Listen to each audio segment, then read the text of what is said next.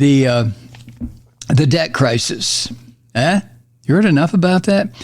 It doesn't seem like we're always facing this. They either won't raise the spending limit or they won't pay the debts, they being the Christian fascists. Normal people who get into government understand how the system works, and they understand, we spend a lot more money than we take in. We could change it anytime we wanted to. We really could. I mean, come on. We print our own money. It's backed by nothing.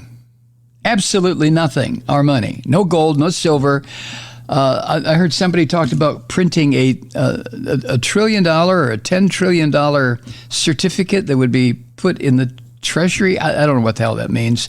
I am completely perplexed around the topic of economics. I will admit that.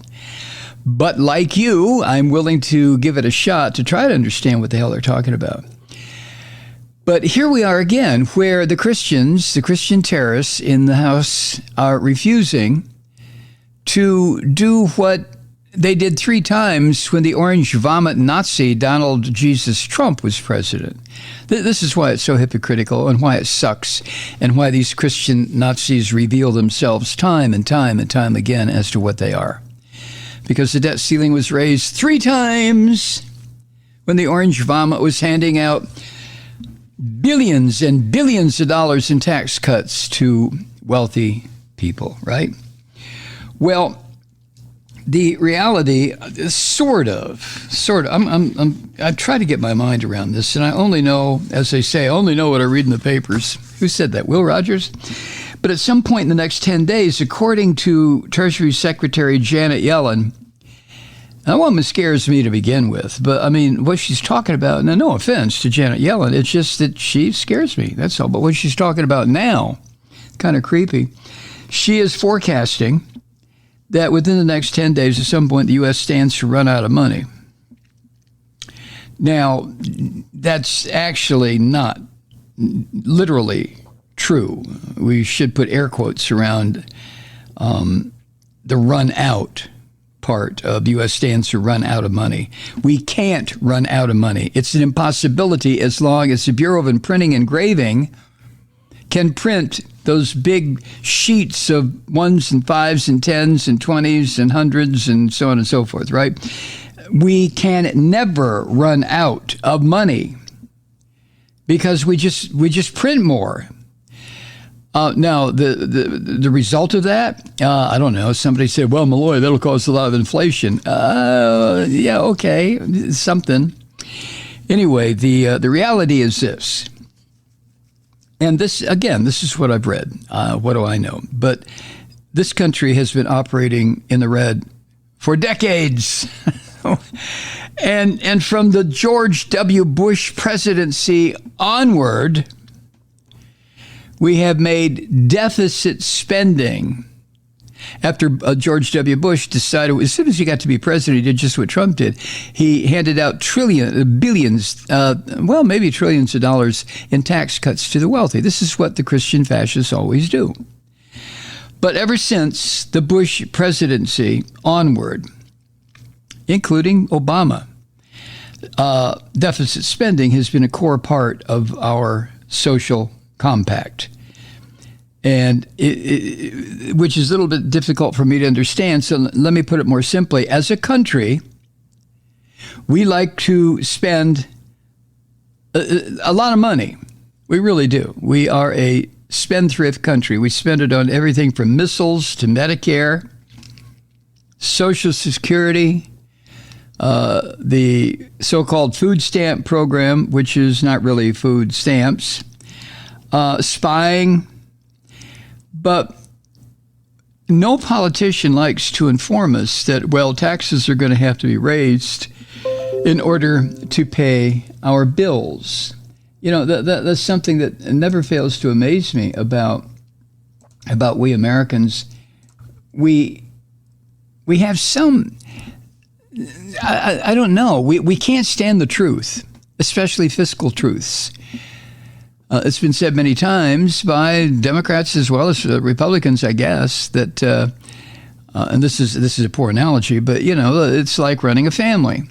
If your income for your family is, I don't know, pick a number, $100,000 a year total, everybody working, well, you can spend up to $100,000 a year, right? I mean, you can spend up to the limit of your income. The outgo can't exceed the income unless you borrow money. And when you borrow money, you have to pay interest to somebody, a bank, a mortgage company, a loan company, whatever. The federal government, however, is entirely different from a family. If they were comparable, then our imaginary family, when they hit $100,000 spending cap, so to speak, because that's all the income they had, they just go to the basement and print off another $100,000 and spend that. So you see the difference. I know. I'm coming across like a simpleton, but that's the best I can do. I'm sorry. So, we don't like raising taxes to fully pay our bills. And the Christian fascists, every time they take office, they like to set us up for massive social contract failure by giving away huge tax cuts to the wealthy. And when those tax cuts realize, when they become obvious and evident because there's no money in the budget to pay for the things we really need, you show me a billionaire who needs a tax cut and I'll show you a goddamn lie. But we are faced with the place that we live in, a place, the United States, of immense power and privilege compared to the rest of the world. Good God. And so far, we've been horribly lucky. Yeah, I said horribly. We've been horribly lucky because we have not suffered in this Turtle Island what so many other countries have suffered over the course of their existence. And we've been also lucky because markets, those would be the capitalists, are willing to lend this country trillions of dollars at incredibly low interest rates. Yeah, here, shovel some more here. More, take more. You see, no other country on earth could get away with such irresponsible spending and taxation policies. I hear people bitch and complain every time gasoline goes over $2.50 a gallon, which is well over now. And then you take a look at the rest of the world, what they pay, with the exception of the oil-producing countries, most of them, of course. But we, in one regard, we really have become a nation of crybabies. I mean, we have. And I'm not talking about progressives. I'm not talking about Democrats who are still out there trying to kick ass and take names and make things better for all of us. I'm not talking about them.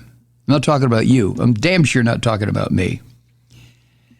But I'm talking about these crybaby bastards who profess to be Christians, who are doing everything they can to completely turn on its head what their alleged Messiah supposedly said about taking care of, feeding the hungry and clothing the naked and so on and so forth. These son of a bitches are interested in that, not in the least.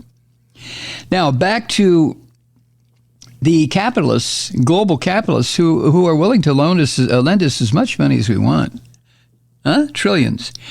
That works only if those markets, those capitalist organs, are super confident that we are not going to fuck up.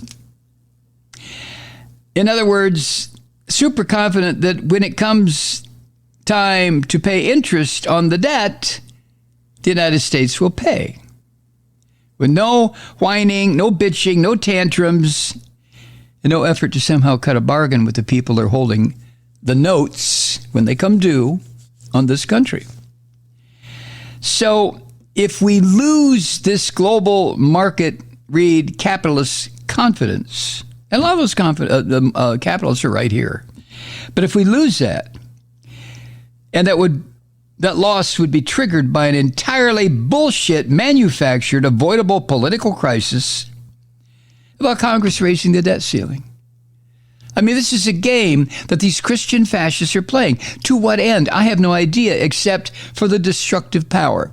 They want to, a couple things, I mentioned this yesterday, I think. They're trying to fulfill their bullshit ideas about Armageddon. Oh, if we make things really terrible so people start attacking each other and biting each other and killing each other, then Jesus will be happy and will appear in the clouds and all is well and we'll all rise up to heaven. Or, that's one scenario. The other scenario is to make everything so miserable and so painful and to make Joe Biden's government look so shitty and incapable of operating this behemoth that is the United States, that people just give up, say, well, fuck it, I can't deal with this anymore, and then the fascists step in. That's when the fascists always step in. You ever notice, if you've read history, fascism really doesn't have an ice cube's chance in hell as long as things are going well with the so-called working class, right?